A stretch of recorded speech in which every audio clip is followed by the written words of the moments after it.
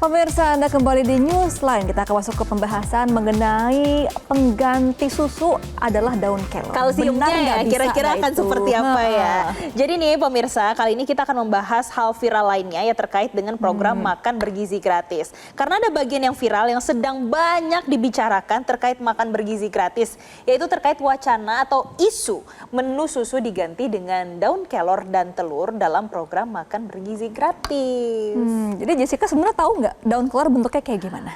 Pernah lihat tapi cuma di Google aja lihatnya, belum pernah lihat secara aslinya, terus ngelihat secara langsung tumbuhnya di mana, daerahnya tuh belum pernah tahu. Iya, kira-kira bisa tumbuh bebas nggak ya? Kalau memang bisa menjadi pengganti susu harusnya berarti banyak dong. Kira-kira harganya seperti apa? Nanti kita akan membahas lebih dalam lagi. Tapi kalau Gemma sendiri udah pernah lihat daun kelor seperti apa bentuknya? Belum secara langsung, nyicipin aja belum sebenarnya. Oh ya? Jadi agak penasaran sih rasanya kayak gimana. Apakah mungkin kayak bayam atau mungkin kayak kangkung serat-serat kayak gitu. Jadi seperti apa sebenarnya ya?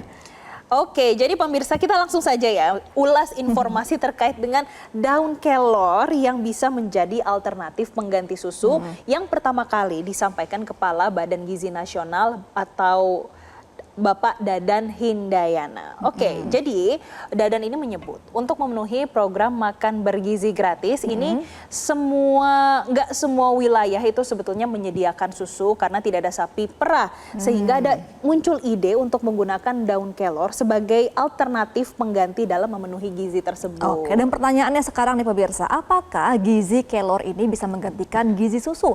Hal menarik lainnya adalah apakah produksi susu nasional ini tidak mencukupi kebutuhan program makan bergizi gratis. Nah, kalau menyoal soal susu ini ya Jessica ya, kita akan review nih peristiwa yang terjadi pada bulan November lalu. Muncul protes petani susu lokal yang tidak terserap industrinya. Bahkan mereka sampai mandi membuang susu itu ya. Ini ya visualnya pada beberapa waktu lalu yang sempat viral terkait kenapa susu para peternak ini tidak bisa terserap oleh industri. Nah, pemirsa, saat itu ada sejumlah demonstrasi dari peternak susu lokal, yang mana hal ini pun juga akhirnya direspon oleh pemerintah. Saat itu Kementan langsung mengambil sikap untuk mempertemukan para peternak dengan industri pada tanggal 11 November 2024. Dan setelah itu tercapai komitmen kemitraan yang saling menguntungkan. Jadi artinya industri akan menyerap susu yang diproduksi dari para peternak.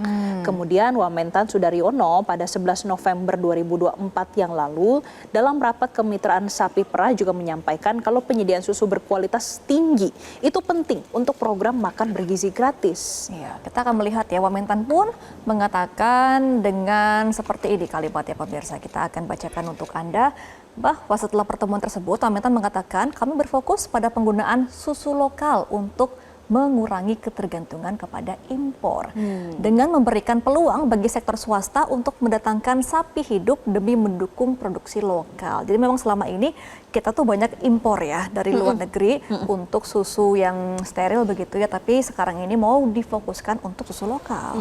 Jadi ya tadi karena udah ada kesepakatan bagaimana para peternak yang memproduksi susu ini akhirnya akan diserap oleh industri dalam negeri kita.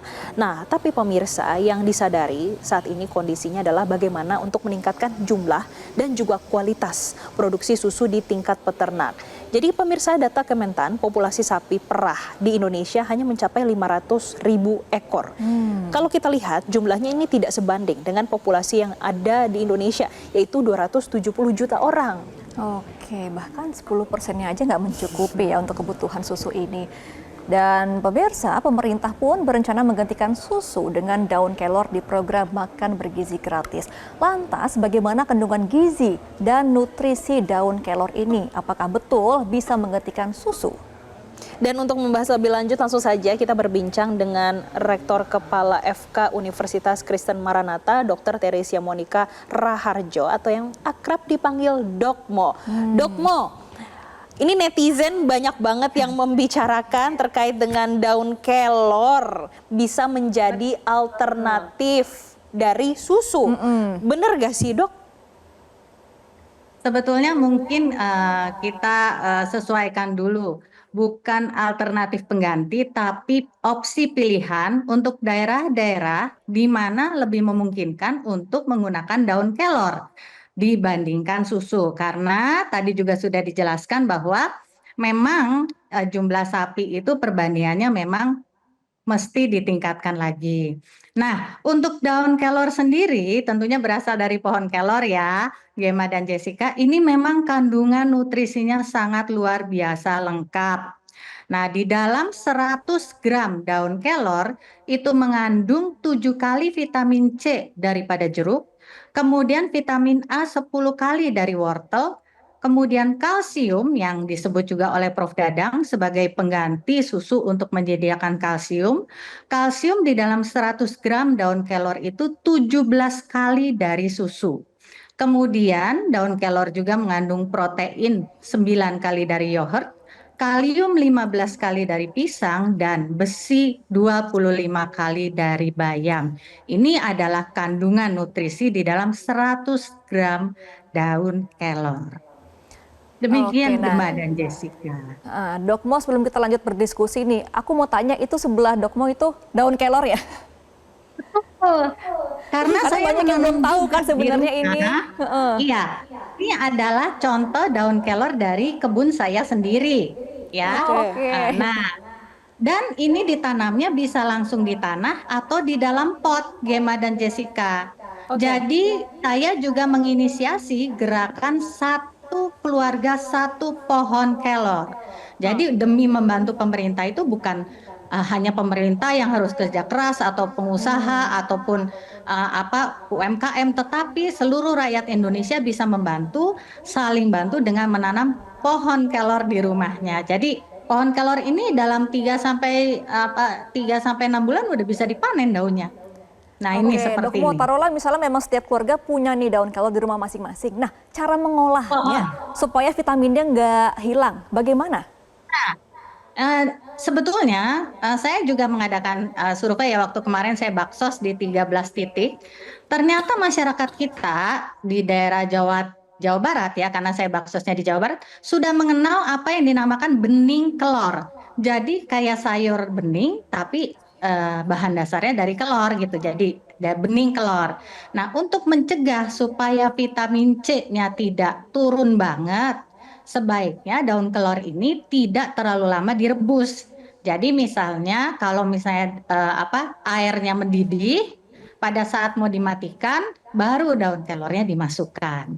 Nah, itu atau bisa juga dicampur dengan jus, ya kan? Oke. Seperti jus wortel dicampur dengan daun kelor ini dihaluskan. Nah, itu juga bisa dengan perbandingan sekitar 20 sampai 30% atau segenggam daun kelor dengan sekitar 4 sampai 5 wortel. Karena setiap pagi saya juga bikin gitu. Jadi sebagai yang menginisiasi gerakan daun kelor ini, saya juga mengadakan penelitian dan mencoba sendiri ini daun kelor ini. Oke, Dok Demikian Mo, Gemma. berarti daun kelor ini panennya dari 6 sampai 7 bulan. Kemudian setiap masyarakat nanti bisa memiliki daun kelor kalau mereka pun mau menanam sendiri di rumah begitu, Dok. Ya. Nah, Dok, tapi Ciri dari pohon kelor ini dia bandel, mudah banget ditanam. Jadi kayak stek ataupun dari bibit itu dalam setahun tumbuhnya 3 sampai 5 meter. Oh, oke, tapi ya. kalau gitu, Dok, kenapa nggak dari dulu aja opsi susu ini ke daun kelor? Kalau memang itu mudah didapatkan. Sebetulnya saya mengajukan ini udah setahun yang lalu. Jadi Oke. sebetulnya ini mungkin menjadi pertimbangan dari pemerintah. Dan memang pada setahun yang lalu saya memang membuat buku daun kelor, stunting, dan ketahanan nasional. Jadi sebetulnya saya sudah mengajukan ke pemerintah dan mungkin ini merupakan salah satu tanggapan positif dari pemerintah terhadap ide, gagasan, dan buku saya. oke. Nah, seberapa maksimal nih Dok Mo daun kelor ini khasiatnya menurunkan angka stunting di Indonesia? Ya, kalau misalnya ditanyakan maksimal di Indonesia, tentunya kita berdasarkan pada penelitian. Nah, salah satu penelitian yang diadakan di Yogyakarta itu sudah menemukan bahwa pemberian daun kelor itu dengan dosis tertentu dapat meringankan kondisi gizi kurang yang dialami anak-anak. Demikian juga penelitian yang diadakan komunitas piungan. Nah, dari penelitian inilah saya memang mengajukan bahwa ternyata kalau dikombinasikan dengan empasi dan juga diberikan kepada ibu-ibu hamil di daerah di mana ketahanan pangan keluarganya itu cukup kurang memadai, yaitu di mana ketahanan pangan itu maksudnya adalah akses dari keluarga itu terhadap makanan yang bergizi agak sulit, misalnya di daerah pegunungan atau di daerah-daerah di mana tidak terdapat sapi ataupun seperti itu ya, kondisi yang sulit, kelor ini menjadi alternatif untuk membantu memenuhi ya dari kekurangan gizi ini. Dan pemberian daun kelor ini dalam waktu 3 sampai 4 bulan itu tentunya sudah dapat memberikan hasil yang cukup positif kepada anak-anak tersebut. Oke, berarti harus dikonsumsi oleh anak-anak itu 3 sampai 4 bulan. Dok, untuk daun kelor sendiri penyerapannya karena badan orang kan beda-beda ya, Dok. Untuk penyerapannya kalau kita bandingkan dengan susu yang hewani, seperti apa, Dok? Kalau untuk penyerapannya, makanya kenapa dianjurkan daunnya, bukan batangnya, bukan bijinya, bukan akarnya. Karena daun itu dari daun di pucuknya, jadi ini ada saya. Nah, ini adalah pucuk-pucuknya itu daunnya tuh sangat lembut dan memang mudah sekali dicerna. Jadi kalau misalnya di sini di pucuk-pucuknya itu kita buat di sayur bening ataupun kita masukkan ke dalam jus atau apapun, dia itu tidak terasa pahit karena pahit merupakan salah satu masalah utama kan untuk pemberian kepada anak-anak. Nah, ini tidak akan terasa pahit dan memang lebih mudah dicerna. Jadi jangan bagian yang lain, terutama daunnya. Gitu. Oke, nah Dok Mo secara singkat terakhir aja, berarti bisa nggak dikatakan bahwa daun kelor ini bisa menggantikan susu? Sebetulnya seperti yang saya kemukakan di depan, bukan menggantikan gitu, pokoknya nggak usah pakai susu, pakai daun kelor, tidak. Tapi tentunya dia bisa menambah atau mensuplai kebutuhan gizi bagi daerah-daerah di mana susu itu tidak memungkinkan. Dan satu lagi, dia itu biayanya murah sekali. Satu pohon daun kelor itu hanya sekitar 15 sampai 20 ribu. Jadi tinggal ditanam aja. Gitu. Semoga kedepannya pemerintah masih bisa lebih mensosialisasikan kepada masyarakat ya mengenai manfaat daun kelor dan juga bisa menekan angka produksi dari susu ya biar bisa maksimal penyerapan gizi dan menurunkan angka stunting ke depannya.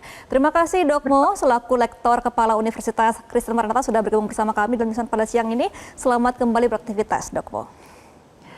Jelajahi cara baru mendapatkan informasi. Download Metro TV Extend sekarang.